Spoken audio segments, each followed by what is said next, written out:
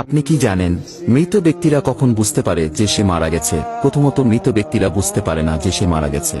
মৃত ব্যক্তির মৃত্যুর পর আত্মীয় স্বজনের কান্নাকাটি, গোসল দেওয়া, কাফন পরানো, এমনকি কবর দেওয়ার আগ পর্যন্ত সে মনে করে মৃত্যুর স্বপ্ন দেখতেছে।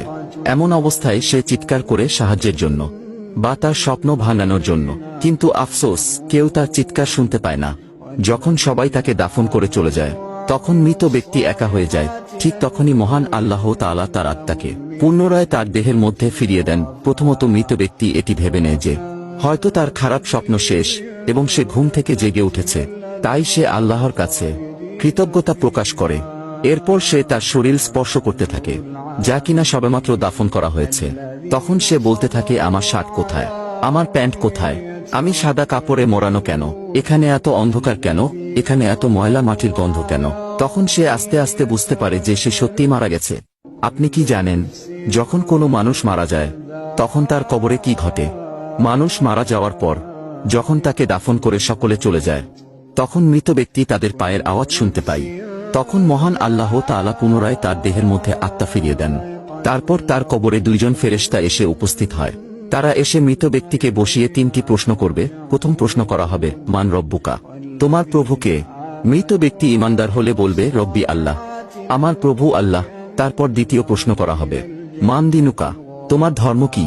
অতএব তৃতীয় প্রশ্ন করা হবে।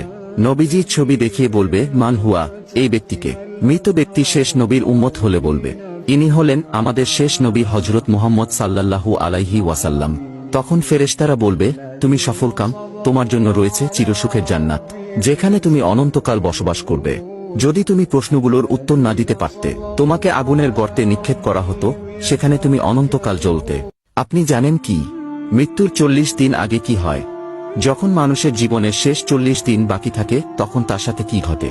আল্লাহ তাআলা তার পবিত্র আরশের নিচে একটি বৃক্ষ সৃষ্টি করেছিলেন। আল্লাহর যতগুলো মাখলুকাত আছে এবং যেগুলোতে জীবন দেওয়া আছে, তার প্রত্যেকটির হায়াত এই গাছে ঝুলন্ত রয়েছে। যখন কোনো মানুষের জীবনের শেষ 40 দিন বাকি থাকে, তখন সেই গাছ থেকে একটি পাতা ছুটে আসে মালাকুল মাউত আজরাইল আলাইহি ওয়াসাল্লামের কাছে। সে পাতায় তার নাম, তার পিতার নাম এবং তার মাতার নাম, এমনকি তার বংশের নাম পর্যন্ত লেখা থাকে। আর নির্দিষ্ট সময়ের মধ্যে মালাকুল মাউত তার রূহ কবজ করে নেয়। যেদিন এই গাছ থেকে পাতা ছিঁড়ে মালাকুল মাউতের কাছে এসে পৌঁছায়, সেই দিনই তাকে আল্লাহর আরশের নিচে মৃত ঘোষণা করা হয়। হে আল্লাহ, আমাদের ঈমানের সহিত মৃত্যুবরণ করার তৌফিক দান করুক। কেউ আমিন না লিখে যাবেন না।